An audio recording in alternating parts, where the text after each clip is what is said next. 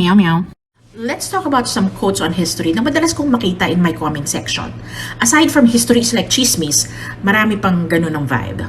Number 1, history is written by the victors. Mabenta to. The earliest use of the line was from 1889. A biographer and soldier, Charles George Gordon, writing about the 1746 Battle of Culloden in Scotland, said he will never know how many members of his clan died in that battlefield. The complete quote is, "It is the victor who writes the history and counts the dead." He was articulating the lack of information on losers of the battle he was researching about, which happened more than 100 years before. Sino nga naman yung magkukwento nung nangyari kung ubus na sila lahat?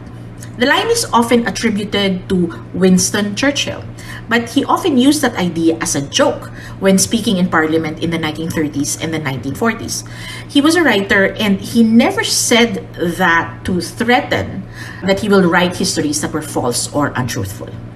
History is written by the victors is perhaps valid if we go back, far back in history. Entire civilizations, people, cities, cultures were wiped out after battles.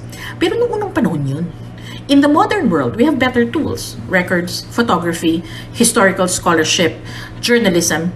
These allow us to document better, to share and access proof faster, and to remember as a collective. Number 2, history is a collection of agreed upon lies. Madalas ko rin mabasa to. The earliest use of the idea is believed to have appeared in a 1724 French essay, L'origine des fables, or The Origin of Fables, by Bernard de Fontenelle. This is the translation from the original French. For the Greek fables were like our novels, which are intended as stories and not as histories. There are no ancient histories other than these fables. Note that the writer was referring to ancient history, not all history. The idea was developed by other writers. In 1746, Voltaire used the line in a work of fiction, Jeannot et Colomb, and gave credits to Fontenelle. In 1823, the biography of Napoleon used the line and popularized it. In 1841, Ralph Waldo Emerson used the line in his essay History and gave credit to Napoleon.